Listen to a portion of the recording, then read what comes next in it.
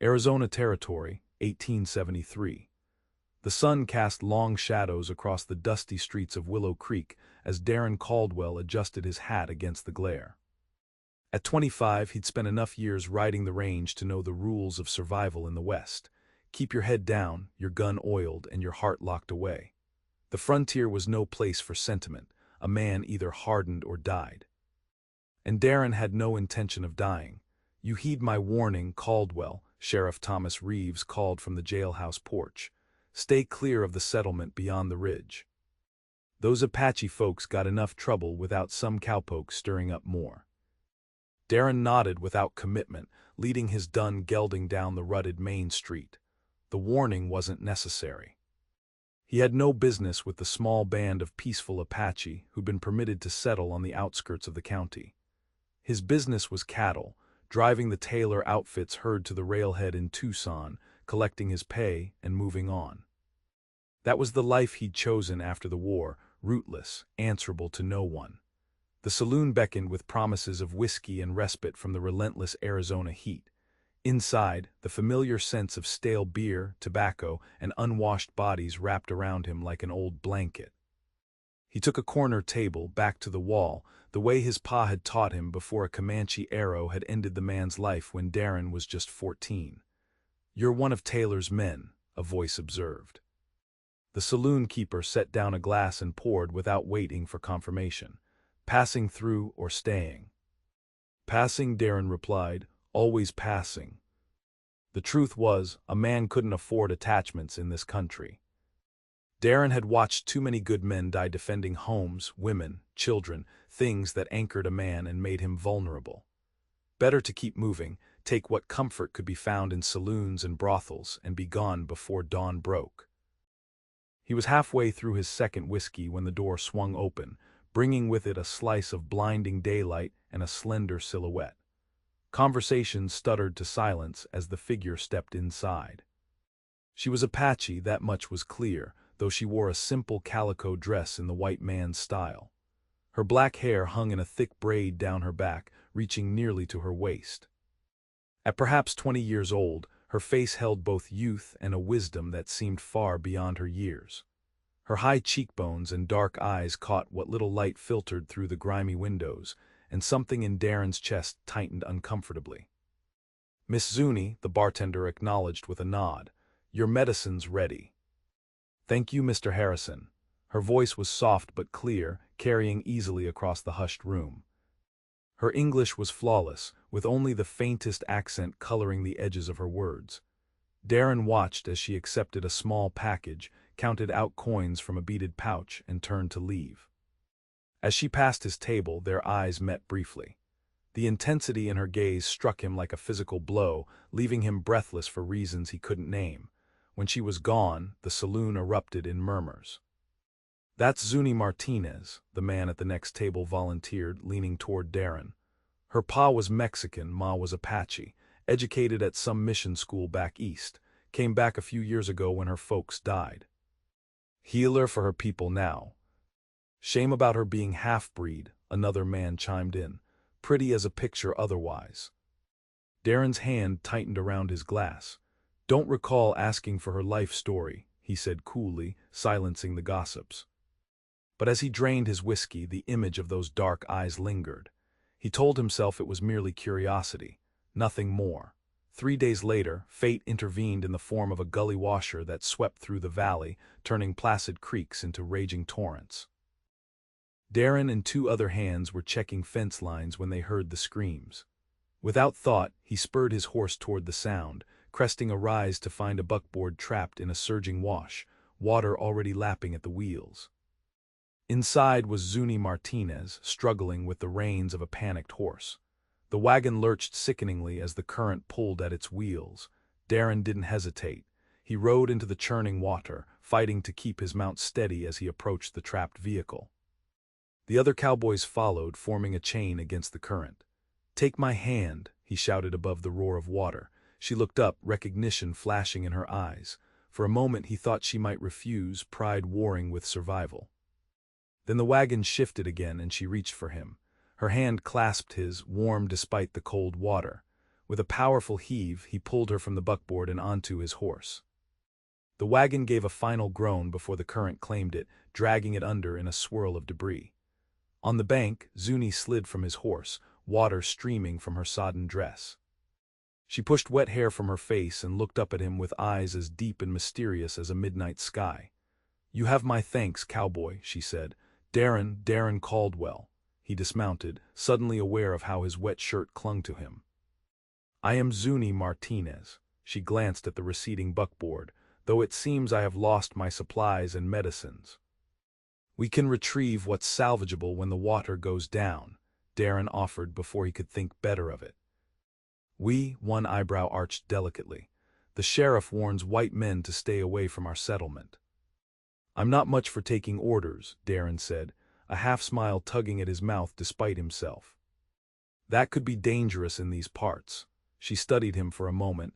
"But I accept your help, tomorrow when the waters recede." As she walked away, her back straight despite her drenched condition, Darren was left with the unsettling realization that, for the first time in years, he was looking forward to tomorrow. The warning came that evening as Darren sat with the other hands around the cookfire. "Heard you pulled the Martinez girl from the wash," said Frank Taylor, son of the ranch owner and trail boss of their upcoming drive. "Good deed done." "Now forget her." "Wasn't planning anything else," Darren lied, the promise he'd made to help recover her supplies heavy on his conscience. "See that you don't. Sheriff Reeves keeps the peace by keeping folks separate. Apache settlement is off-limits to our kind unless there's official business." Frank spat into the fire. "Besides, those people are trouble waiting to happen. Army only lets them stay because they helped track down some renegades last year." Darren kept his expression neutral, though anger simmered beneath. He'd seen enough of war and prejudice to last a lifetime.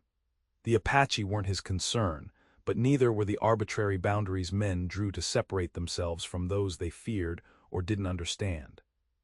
Before dawn the next day, he rode out alone, telling himself it was merely about keeping his word, nothing more.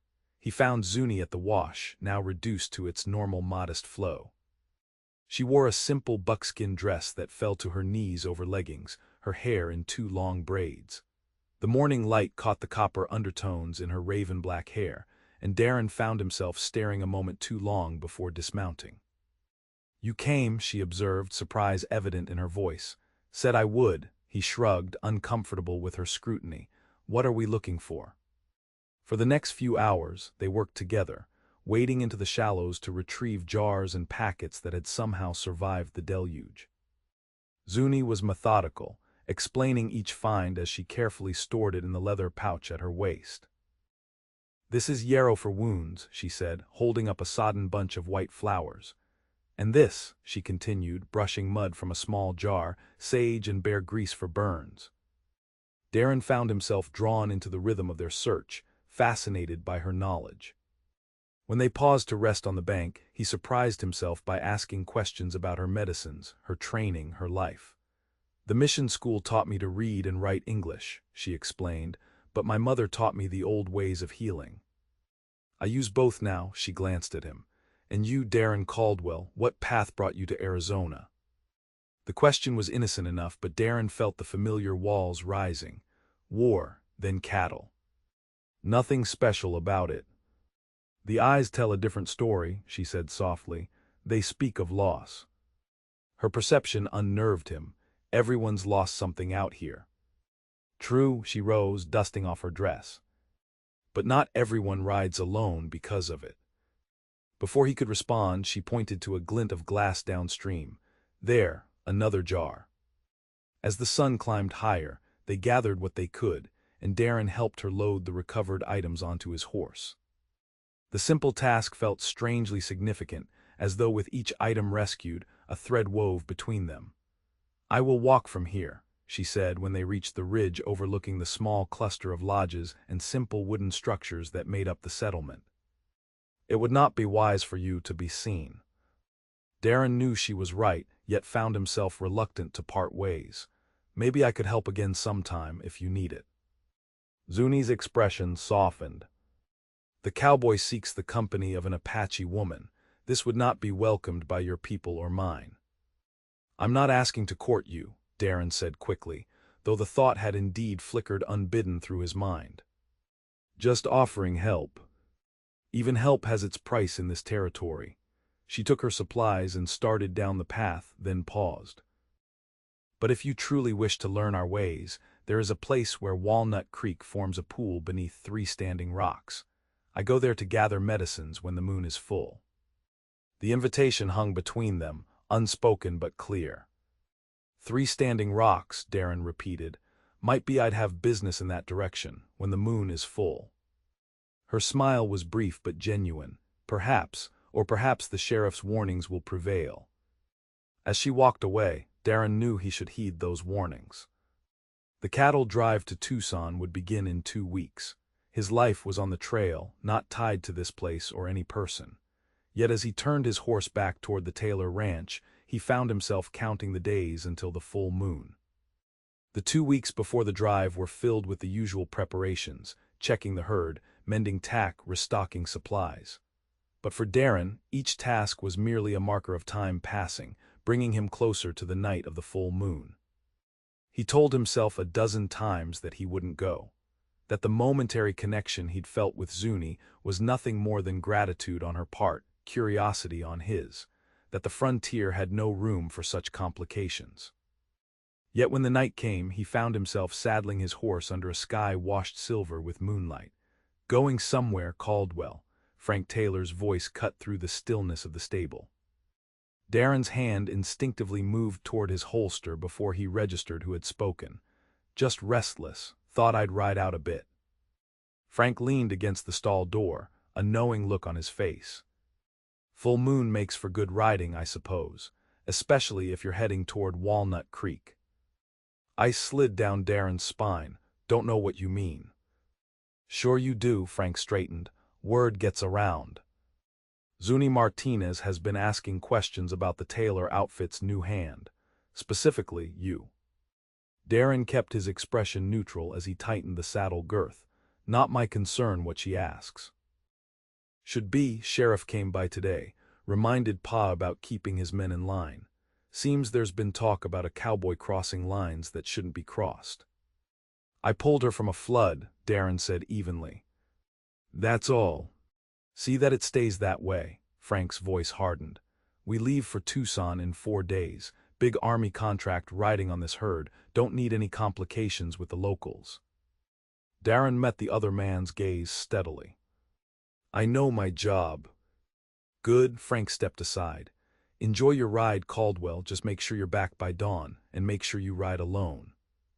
The warning was clear, but as Darren rode out under the vast Arizona sky, he found himself guided by something stronger than caution. The full moon lit his path as if leading him deliberately toward the 3 standing rocks where Walnut Creek pooled in a natural basin. He found Zuni kneeling by the water, gathering some kind of water plant in a small basket. She wore her hair loose this time, a black river down her back that reflected the moonlight like ripples on water. She didn't turn, though he knew she must have heard his approach. The sheriff visited the Taylor ranch today, he said, dismounting. Seems someone's been asking questions about me. Knowledge is power, she replied, still focused on her task. In this land one must know who can be trusted. And what did you learn? Now she looked up, her dark eyes reflecting the moon like twin mirrors. That Darren Caldwell fought for the Union, though he rarely speaks of it. That he has worked cattle drives from Texas to Montana. That he keeps to himself but is fair in his dealings. That he has no wife or children, no land of his own.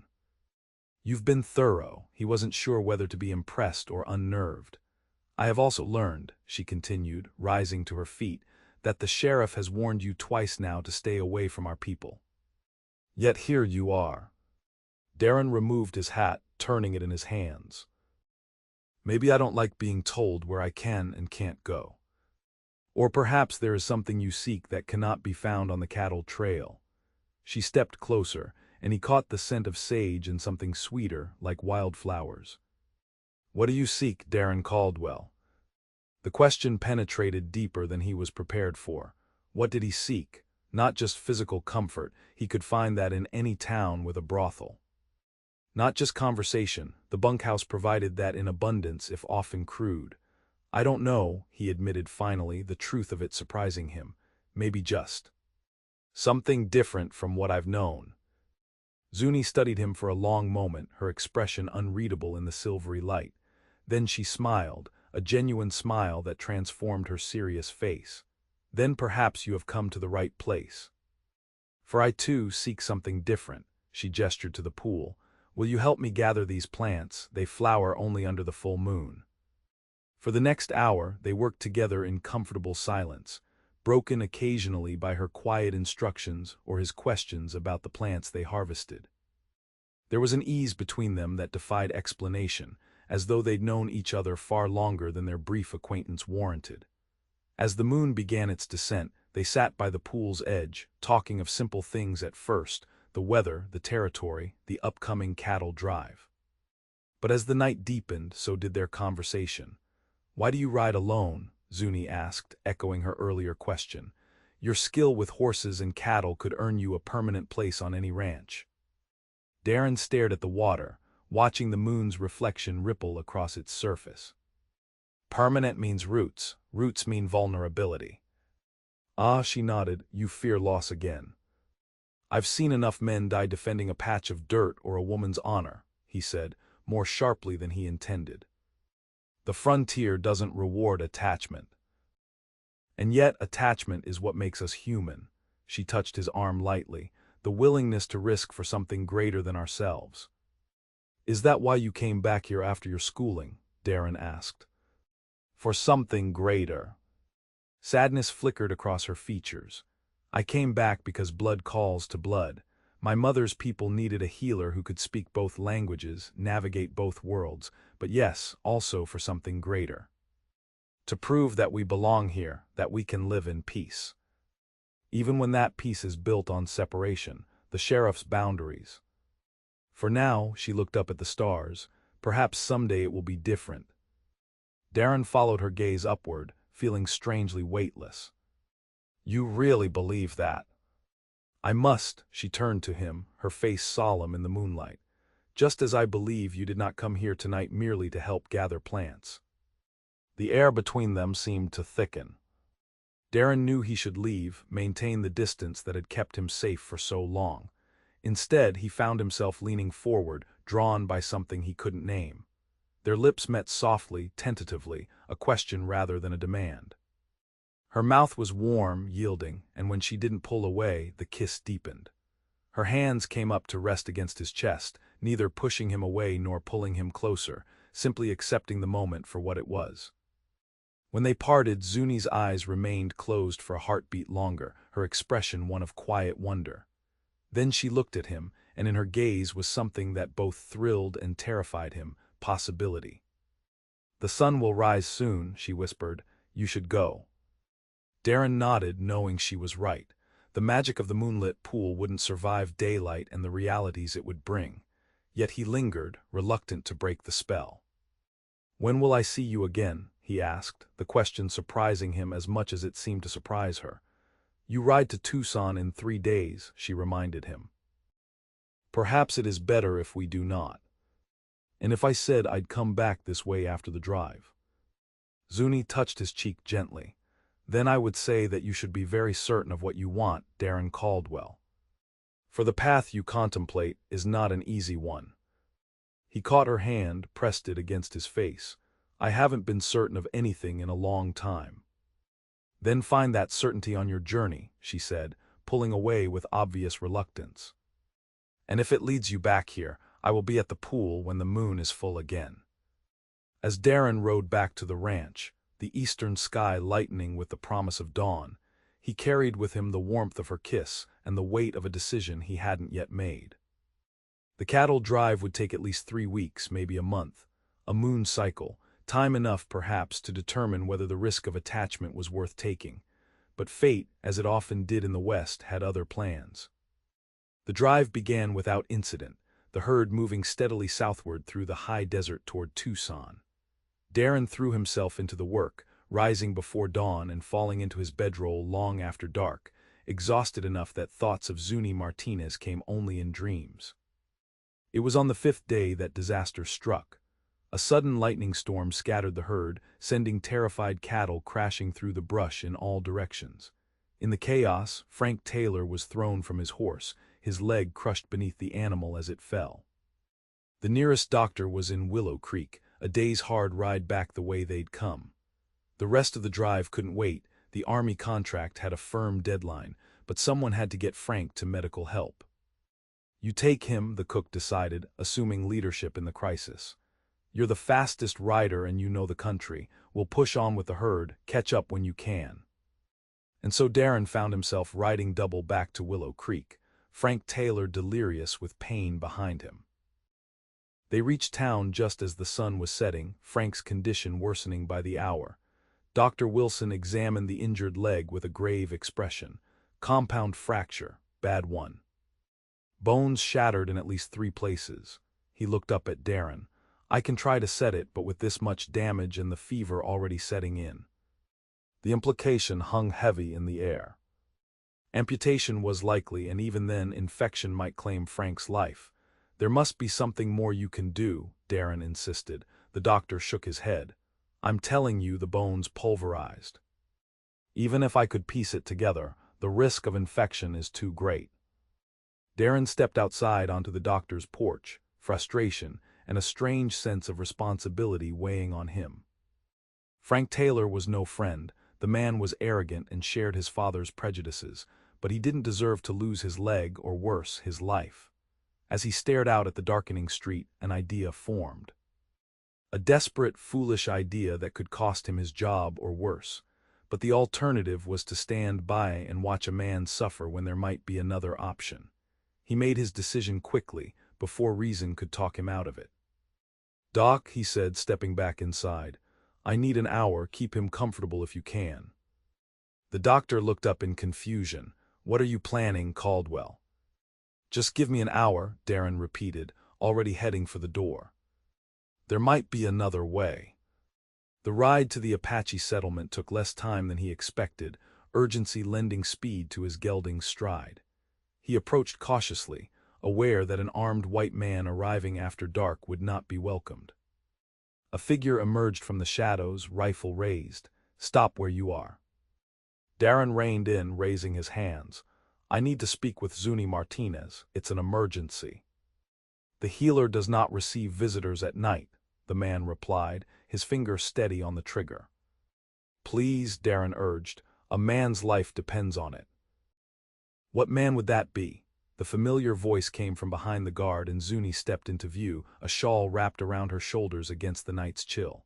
Relief washed through Darren. "Frank Taylor crushed his leg in a stampede. Doc Wilson says it's beyond his skill to save it." Zuni's expression remained neutral, but her eyes searched his face. "And you think I can help? Why?" "Because I've seen what you can do, the medicines you gather. And because," he faltered, aware of the guard's scrutiny, "because I believe you'd help anyone in need, regardless of who they are." A long moment passed as she considered his words. Finally, she nodded. "Wait here." She disappeared into one of the small wooden houses, emerging minutes later with a leather satchel. "I will go with you," she announced. "Juan, tell the elders I have been called to assist with an injury."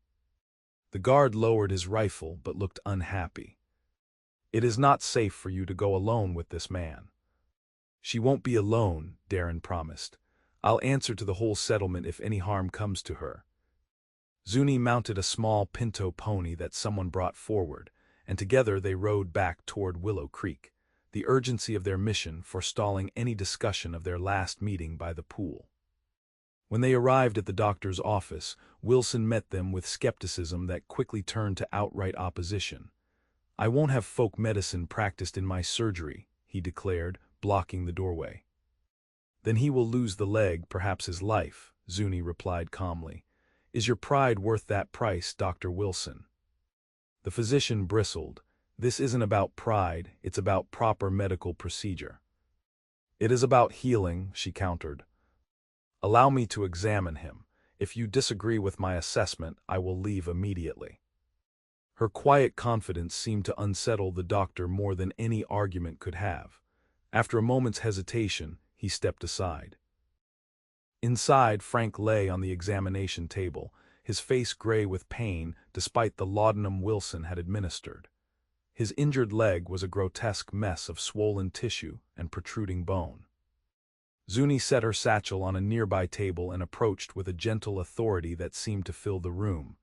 "Mr. Taylor," she said softly, "I am Zuni Martinez. I would like to help if you will permit it." Frank's pain-glazed eyes focused on her with difficulty. Recognition followed by confusion crossed his features. "The Apache woman, what's she doing here?" "She's here to try to save your leg," Darren explained, stepping into view. "Doc Wilson's done what he can, but she might be able to do more." Frank looked from Darren to Zuni, desperation warring with ingrained prejudice. Finally, pain won out. "Do what you have to," he gasped. "Just make it stop." For the next hour, Zuni worked methodically, cleaning the wound with a solution that smelled of herbs and spirits, applying poultices to draw out infection, and finally preparing a splint of unusual design that supported the shattered bone while allowing access to continue treating the wound.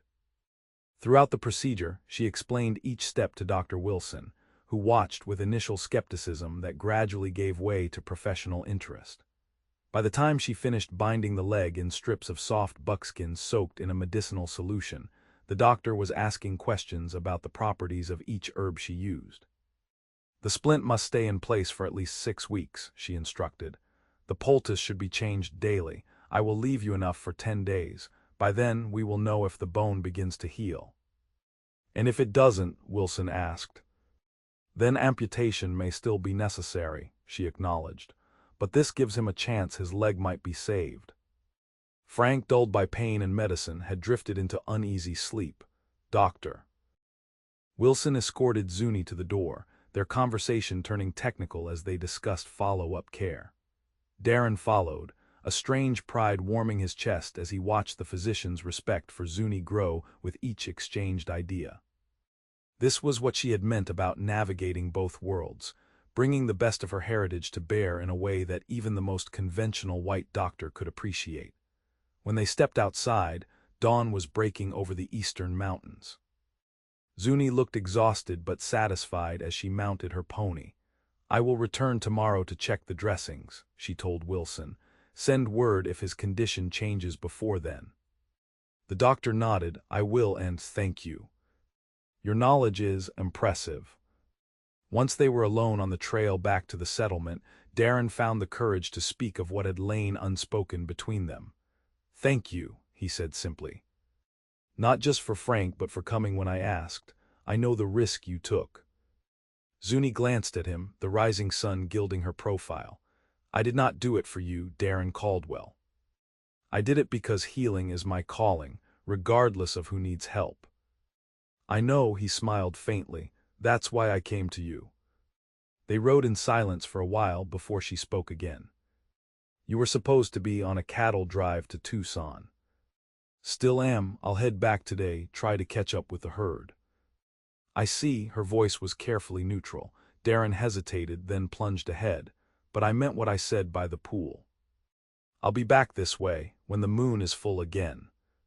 She reined in her pony, forcing him to stop as well. Her dark eyes studied him with an intensity that made his heart quicken. "Why?" she asked. "What is it you truly seek, Darren Caldwell? A few stolen moments under the moon, or something more?" The question cut to the heart of his uncertainty.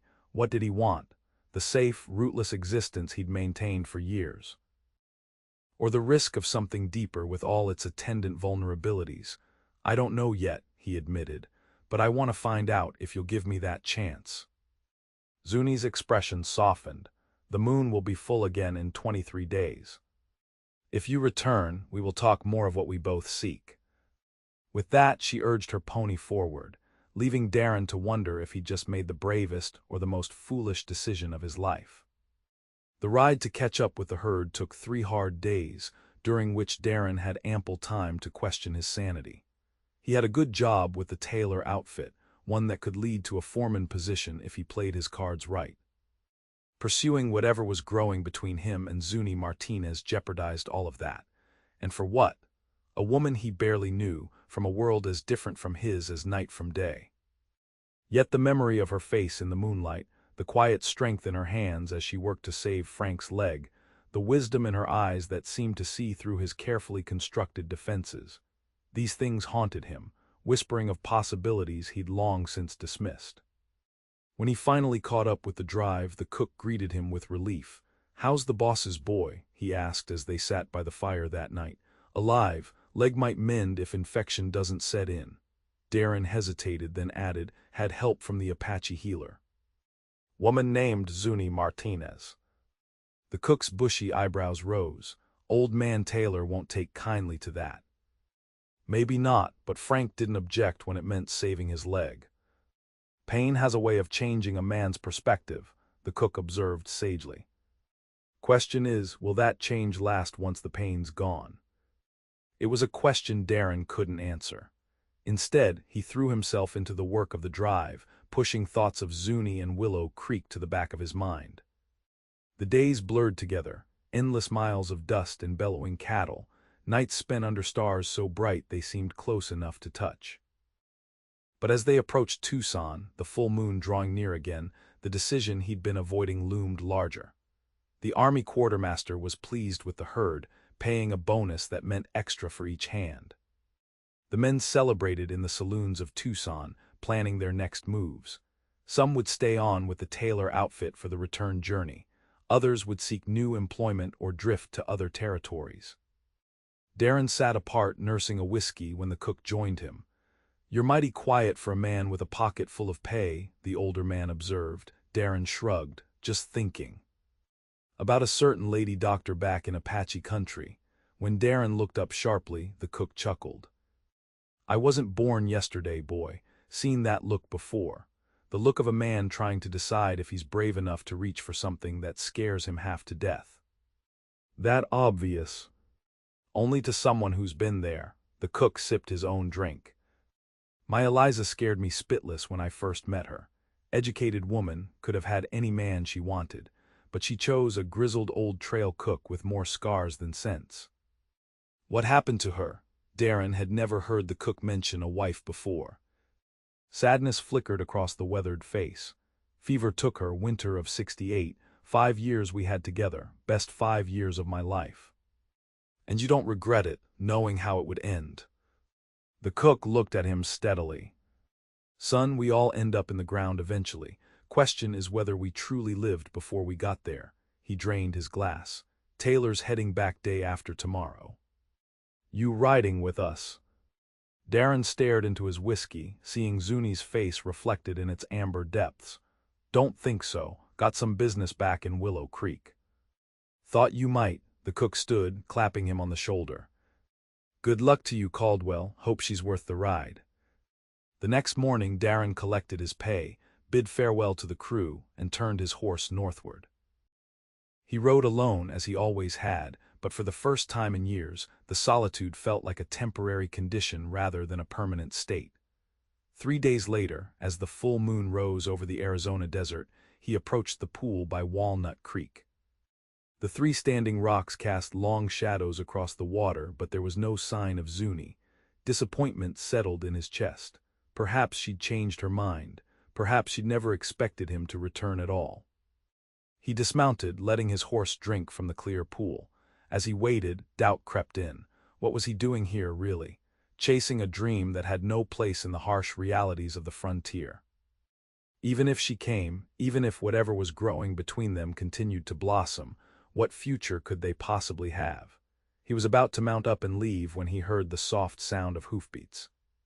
Turning, he saw Zuni approaching on her pinto, her hair loose around her shoulders just as it had been the first night they'd met here. She dismounted gracefully, her expression guarded. "You returned."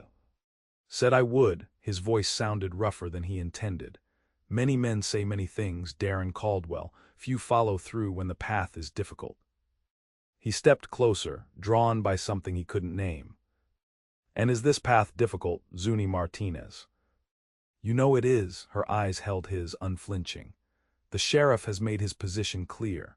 Your employer, Mr. Taylor, will not welcome your association with an Apache woman, healer or not. My people are wary of white men and their promises.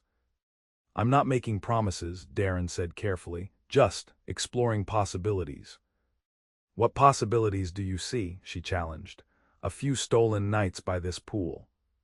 Secret meetings that would shame us both if discovered, or something more honest that would invite scorn from all sides. Her directness was both refreshing and intimidating.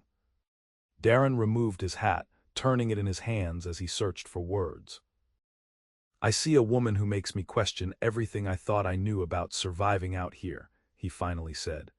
A woman of two worlds who makes me think maybe there's a place for someone like me after all. And what kind of man are you, Darren Caldwell? Zuni moved closer, close enough that he could catch the scent of sage and sweetgrass that seemed to surround her. A drifter, a cowboy passing through, or a man willing to stand his ground for what matters?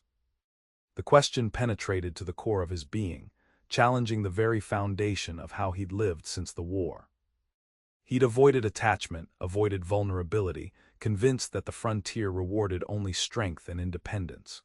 But standing here in the moonlight, facing this woman who'd somehow seen through all his carefully constructed barriers, he wondered if he'd been wrong all along. I don't know yet, he answered honestly, but I'd like to find out with you. The simple declaration hung between them, more binding than any flowery promise could have been. Zuni studied him for a long moment, then slowly raised her hand to touch his face. Then we shall find out together, she said softly. But know this, I will not hide what I feel or who I am. If we walk this path, we do so in the light, not in shadows. Darren covered her hand with his own. I wouldn't ask you to be anything but who you are. Their kiss this time was different, not the tentative exploration of their first encounter, but something deeper, a mutual recognition of the journey they were choosing to begin. When they finally parted, Darren felt as though something fundamental had shifted within him, like the earth itself had realigned beneath his feet. They sat by the pool until dawn, talking of small things and large, his experiences in the war, her training at the mission school, their hopes and fears for the future. When the sun's first rays touched the standing rocks, Zuni rose reluctantly. I must return before I am missed, she said. What will you do now? Darren stood, suddenly aware that he had no plan beyond this moment. Find work, I suppose. Not with the Taylor outfit, that bridge is likely burned. There is a small ranch north of town, Zuni suggested. Owned by a man named Garrett. He lost his son in the war and his arm in a mining accident. He needs help but has little money to pay. You know a lot about the local ranchers. She smiled. Knowledge is survival, remember. Garrett treats our people fairly, trades honestly. His wife buys my medicines for their household. Worth talking to him, I suppose. Darren helped her mount her pony. When will I see you again? I come to town every third day to deliver medicines to Dr. Wilson. He has become quite interested in our healing ways since Frank Taylor's accident. Her eyes twinkled. Perhaps you might happen to be in town on such days. Perhaps I might. He grinned, feeling lighter than he had in years. As she rode away, Darren felt a strange mix of uncertainty and anticipation. He'd set foot on a path with no clear destination, guided by nothing more than a feeling he couldn't quite name. For a man who'd survived by avoiding attachment, it was terrifying. But for the first time since the war, it also felt like the beginning of something rather than an endless continuation of nothing. The weeks that followed tested both his resolve and Zuni's. Garrett hired him to manage his small herd and repair the neglected ranch buildings, work that kept Darren busy from sunrise to sunset. But every third day, he found reasons to be in town when Zuni made her deliveries to the doctor. Their meetings were necessarily brief and public, a conversation on the boardwalk, a shared meal at the small cafe that didn't object to serving an Apache woman, an occasional ride together just beyond the town limits. Always they were watched by the sheriff, who made no secret of his disapproval, by the townspeople, whose reactions ranged from curiosity to outright hostility, by members of Zuni's community, who regarded Darren with wary suspicion. Yet despite the obstacles, something deepened between them. Darren found himself sharing thoughts he'd never voiced to another soul, his guilt over surviving when so many of his comrades had fallen, his fear that the violence he'd witnessed had broken something essential within him. Zuni spoke of her struggles to balance the white world's education with her people's traditions, the pressure to be a perfect bridge between cultures that often seemed determined to remain divided. It was on a crisp autumn evening, as they walked along Walnut Creek after a rare dinner together in town, that the simmering tensions finally boiled over. "Caldwell," the voice came from behind them, slurred but recognizable. Frank Taylor, his injured leg still splinted, but healing well enough to allow him to get around with crutches. Behind him stood two ranch hands Darren recognized from the Taylor outfit. Darren turned, instinctively positioning himself between Zuni and the newcomers. "Evening, Frank. Good to see you up and about." "No thanks to you," Frank spat, "bringing that witch to doctor me. Using her heathen magic." "That heathen magic saved your leg," Darren replied evenly. "Maybe your life. Should have let Wilson take it clean." Frank's face was flushed with drink and anger. "Instead, I'm tainted. Own men won't look me in the eye, knowing I let an Apache touch me." Zuni stepped forward, her head high. "The taint is in your mind, Mr. Taylor, not your body. Your leg heals well." "Shut your mouth, squaw," Frank snarled. "I'm not talking to you." Darren's hand moved to his holster. "Apologize to the lady, Frank." "Lady," one of the hands laughed. "That what you call your Apache whore?" What happened next seemed to unfold in slow motion. Darren's gun was in his hand before he consciously decided to draw it, years of frontier survival overriding rational thought. But even as he leveled it at the ranch hand, Zuni stepped between them, her back to Darren, facing the three men with calm dignity. "No," she said firmly, "there will be no bloodshed here tonight." The ranch hands had drawn their own weapons, creating a tableau of lethal intent frozen in the gathering twilight. For a long, terrible moment, Darren thought it would end there, in gunfire and death, all because of words spoken in drunken hatred. "Put it away, Caldwell." Sheriff Reeves's voice cut through the tension. He approached from the direction of town, rifle held ready but not aimed directly at anyone. "All of you, guns away, now." Slowly, reluctantly, weapons were holstered. The sheriff looked from Darren to the Taylor men, his expression grim. "Frank, you and your boys head back to town, sleep it off." When Frank opened his mouth to protest, the sheriff added, "That's not a suggestion." With muttered curses, Frank and his companions turned and stumbled back toward Willow Creek. Sheriff Reeves watched them go, then turned his attention to Darren and Zuni. "I warned you," he said heavily. "Told you no good would come of this. Tonight nearly proved me right." "They insulted Miss Martinez," Darren said, anger still hot in his veins. "Called her names no lady should hear." "And that's worth dying for, or killing for," the sheriff shook his head. "This territory's balanced on a knife's edge, Caldwell. Peace with the Apache is fragile at best. One incident, one shooting, and we could have a war on our hands again." "So we should accept insults and threats, live apart forever?" Zuni asked quietly. Reeves sighed. "I don't have answers, ma'am. Just trying to keep the peace with the tools I have." He fixed Darren with a stern look. "You're working for Garrett now, I hear. Good man, doesn't deserve trouble on his doorstep." "We weren't looking for trouble," Darren replied, "just taking a walk." "Sometimes trouble finds you anyway." The sheriff touched the brim of his hat. "Evening, folks, I'd suggest you both head home separately." As he walked away, Darren felt the weight of the evening's confrontation settle on his shoulders. Zuni was silent beside him, her expression unreadable in the gathering darkness. "I'm sorry," he said finally, "for what they said. For drawing on them."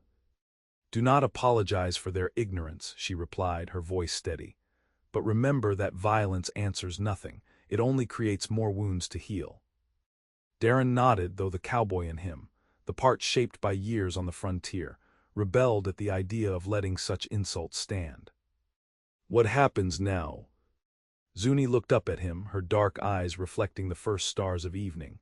"Now we make a choice. continue on this path knowing the obstacles before us, or part ways accepting that some divides are too wide to cross. The thought of walking away from her, of returning to the rootless existence he'd known before, struck Darren with unexpected force. In the month since their first meeting, she had become essential to him in ways he was only beginning to understand. "I'm not walking away," he said, taking her hand. "Not unless you ask me to." Her fingers tightened around his. "Then we continue, but carefully. There is too much at stake for rashness." As they parted that night, the near-violent confrontation hung between them like a shadow, a reminder of the world's harsh realities intruding on what they were trying to build. Yet somehow it also crystallized Darren's resolve.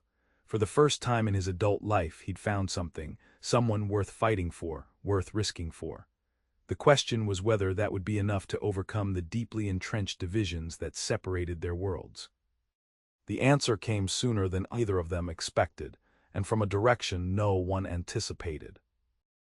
2 weeks after the confrontation with Frank Taylor, as winter's first chill settled over the territory, a young Apache boy burst into Garrett's ranch house during the evening meal.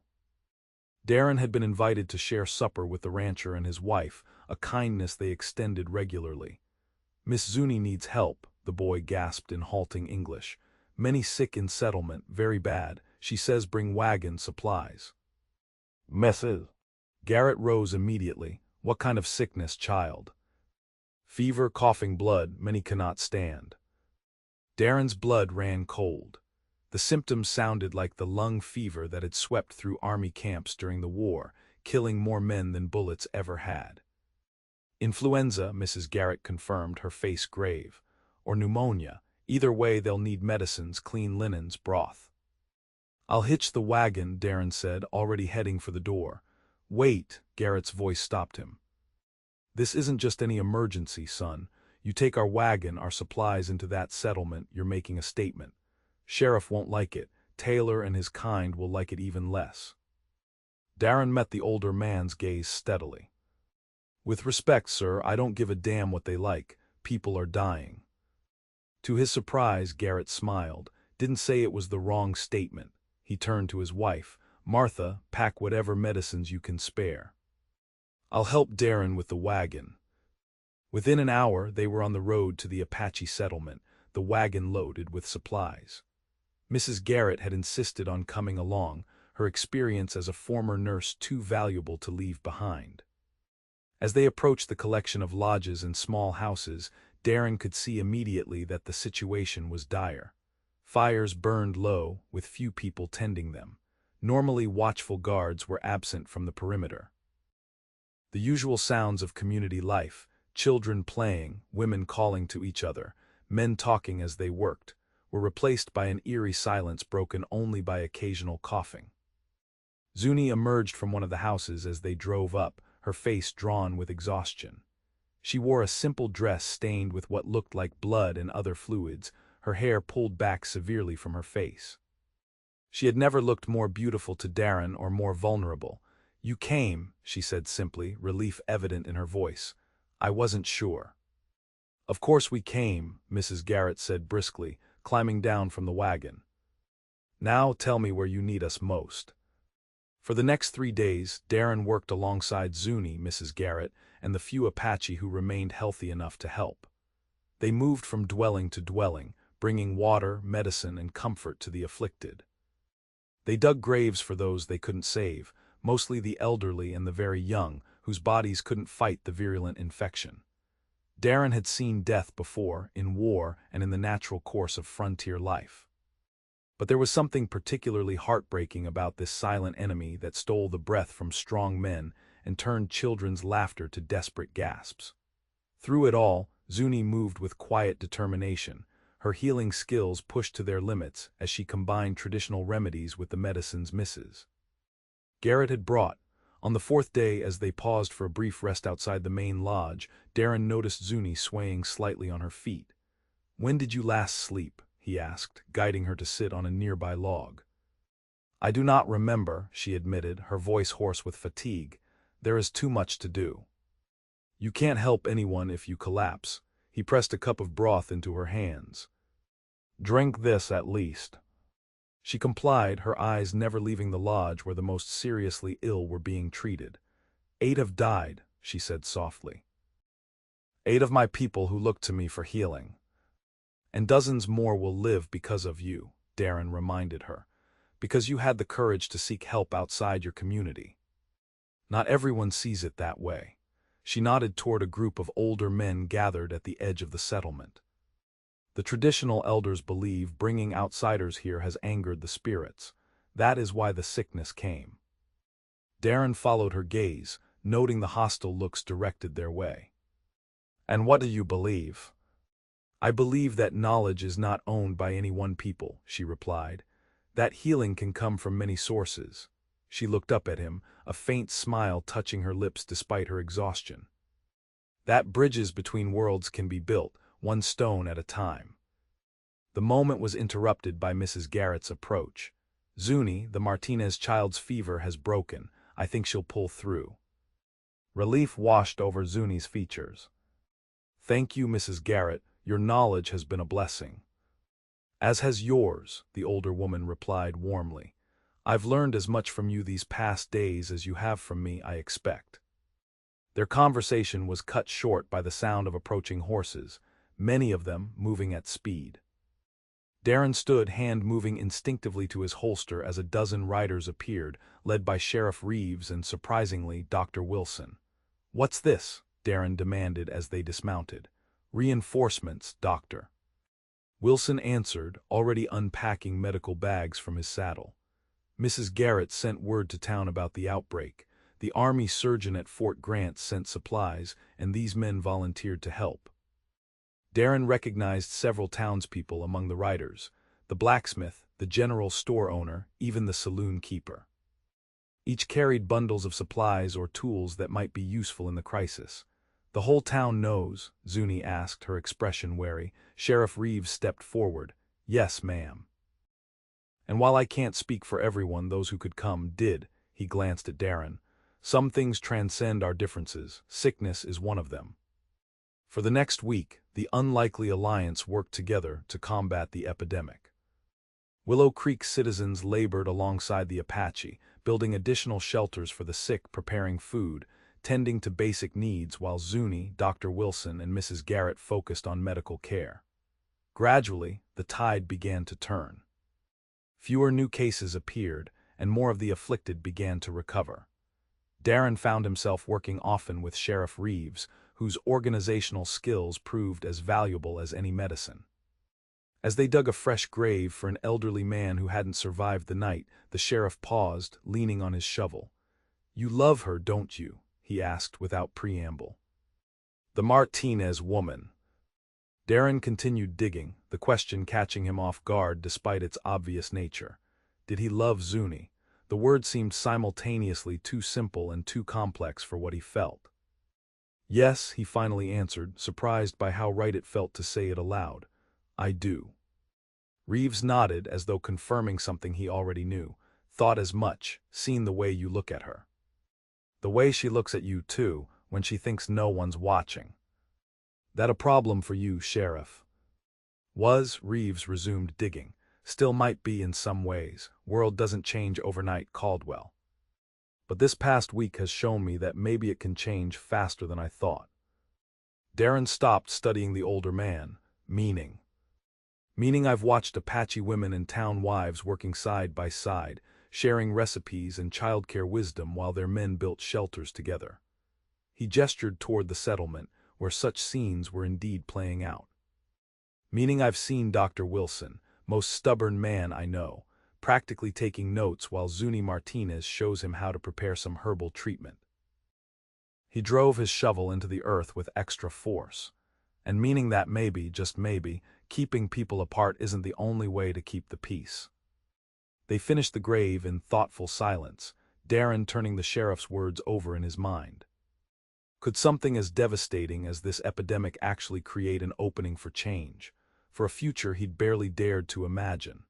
As the crisis finally began to wane, Darren found Zuni by Walnut Creek, washing blood and sickness from her hands in the clear water. The setting sun painted the landscape in shades of gold and amber, a beautiful contrast to the grim work that had occupied them for nearly 2 weeks.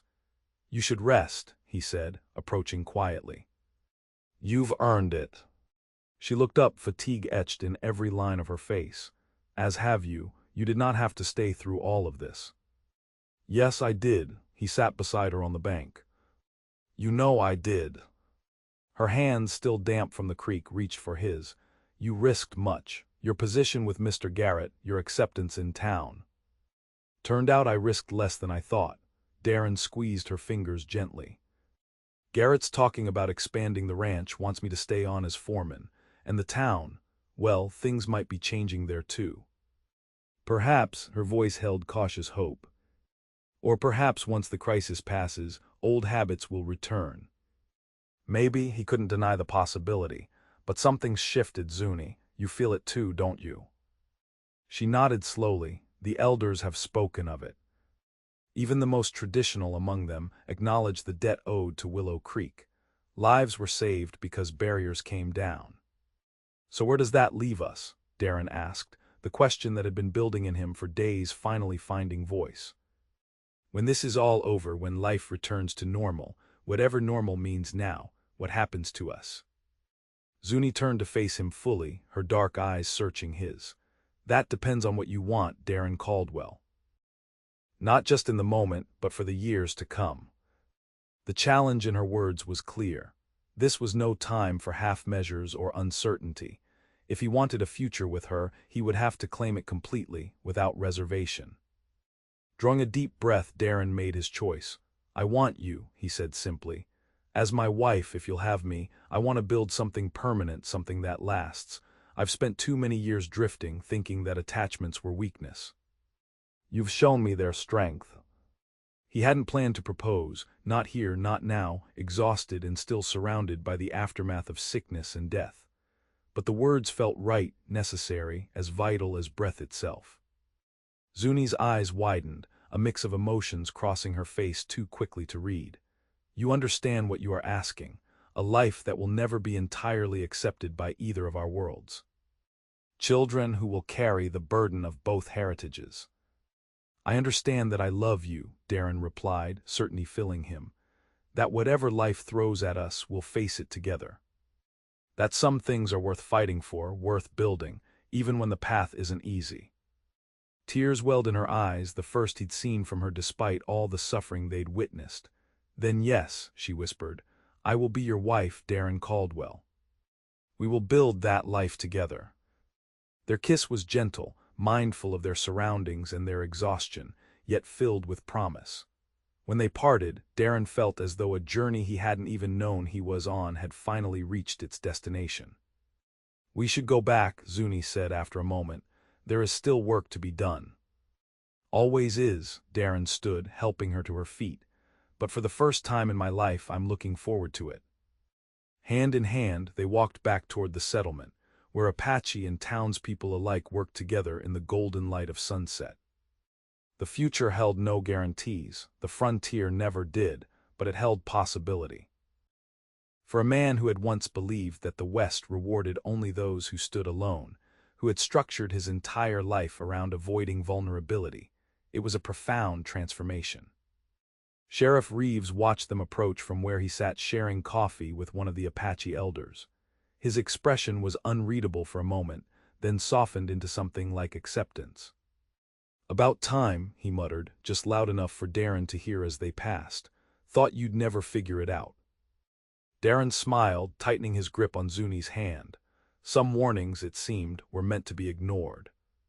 6 months later, on a perfect spring day, Darren Caldwell stood beneath an arch of wildflowers at the place where Walnut Creek pooled by the 3 standing rocks. Beside him stood Sheriff Reeves, now serving as Justice of the Peace, and Mr. Garrett, who had insisted on standing as witness. Before him, approaching on her uncle's arm, came Zuni Martinez in a dress of soft white buckskin adorned with intricate beadwork, her hair crowned with a circlet of desert blossoms.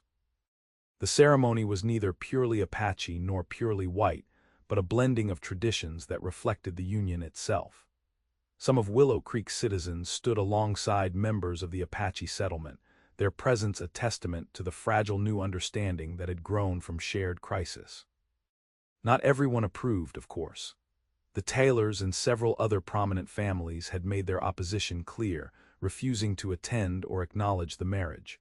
Some from the Apache community also stayed away, unable to accept one of their own choosing a white husband. But as Zuni reached him, her dark eyes filled with the same quiet strength that had first drawn him to her, Darren found he couldn't care about those who were absent. What mattered were those who had come, those who were willing to see possibility rather than division. "Dearly beloved," Sheriff Reeves began, his voice carrying across the gathered assembly. "We are gathered here today to witness the union of two people who have taught us all something about courage, about healing, and about love that transcends boundaries." As the sheriff continued, Darren held Zuni's gaze, marveling at how a chance encounter during a flash flood had led to this moment. How a woman he'd been warned to avoid had become the center of his world. How the frontier, which he'd always seen as a place of isolation and survival, had become the setting for the greatest connection of his life. When they spoke their vows, the words were both ancient and new, a promise to walk together through whatever lay ahead. And as they sealed that promise with a kiss, cheers rose from both sides of the gathering, not as separate peoples, but as a community united in celebration. Later, as they danced beneath lanterns strung between the standing rocks, Darren pulled his new wife close. "Happy?" he asked, still hardly believing that this remarkable woman was now his partner for life. Zuni smiled up at him, her face radiant in the soft light. "Yes, though our path will not be easy." "Nothing worthwhile ever is," he replied, thinking of the journey that had brought them here. From suspicion to curiosity, from attraction to love, from separation to union. "The sheriff's warning proved false," she observed with a touch of mischief. "You did resist my charms after all." Darren laughed, spinning her in a circle that made her dress flutter like wings. "No, he was right about that part. I never stood a chance." As the night deepened and stars appeared above the dancers, Darren Caldwell, no longer a drifter but a man with roots, with purpose, with love, held his wife in his arms and knew that he had finally found his true frontier. Not a place of isolation, but a lifetime of discovery, with the woman who had taught him that the greatest courage was opening one's heart to the possibility of love.